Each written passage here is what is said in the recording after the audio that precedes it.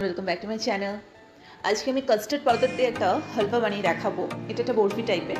এর জন্য কোনো রকম কনডেন্স মিল্ক বা কোনো প্রকার দুধের দরকার পড়ছে না। যাদের কাছে যেমন নাটস বা কিছু থাকবে সেটা দিয়ে আপনি ইউজ করতে পারেন। এটা নিজের মতো করে বানিয়েছি, তো চলুন দেখা যাক। ফার্স্টে আমার কাস্টার্ড পাউডার লাগছে হাফ কাপ লাগছে গুঁড়ো চিনি, আমি চিনিটাকে গুঁড়ো করে নিয়েছি, এবং লাগছে ঘি কিছুটা, আর একটু উষ্ণ গরম জল, আর একটু স্যাফরন।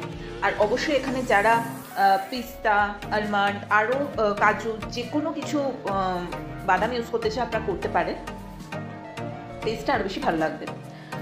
প্রথমে আমি একটা বাটি নিয়ে নিয়েছি, তার মধ্যে আমি হাফ কাপ চিনিটা এখানে অ্যাড করে নেব, এবং হাফ কাপ কাস্টার্ড পাউডারটা অ্যাড করে নেব, এবং 1 কাপ যে উষ্ণ গরম জল দিয়েছিলাম সেটা একটু একটু করে মিক্স করে আমি একটা গাঢ়ত্ব মিশ্রণ বানাবো, যাতে কোনো লাম্পস না থাকে।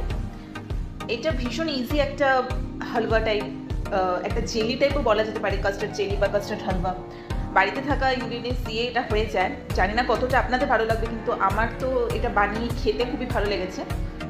তো কড়াইতে আমি ঘিটা একটু গরম করে নেব, মিষ্টি জিনিস যেহেতু ঘিটাই এখানে ইউজ হয়। আর মিশ্রণটাকে আমি জাস্ট এখানে ঢেলে দেবো। অবশ্যই এটা লো ফ্লেমেই করতে হবে। এরপর স্যাফরনটা যারা চাইবেন দুধ দিয়ে মিশিয়েও এর মধ্যে দিতে পারে, বা আমি জল দিয়ে মিশিয়ে দিয়েছি। কনস্ট্যান্ট নাড়াতে হবে। যখন গ্লসে একটা আঠালো ভাব চলে আসবে, পারফেক্টলি টেস্টার হয়ে আসবে, তখনই নামিয়ে ঠান্ডা করে অবশ্যই আমরা বরফির আকারে কেটে জিনিসটা সার্ভ করব। খুবই কম সময়, মানে 10 মিনিটের মধ্যে এটা হয়ে যায়, আর খেতেও খুব ভালো লাগে। যারা আমন্ডস এখানে ইউজ করতে চান, যে কোনো ধরনের বাদাম, সেগুলো আপনারা এখানে ইউজ করে দিতে পারেন। আমার কাছে হাতের কাছে সেরকম কিছু ছিল না, তাই আমি ইউজ করতে পারিনি, কিন্তু তাতেও ভালো হয়েছিল। তো রেডি হয়ে গেল আমার কাস্টার্ড পাউডার দিয়ে একটা চটজলদি মিষ্টি আইটেম, একটা হালুয়া টাইপ।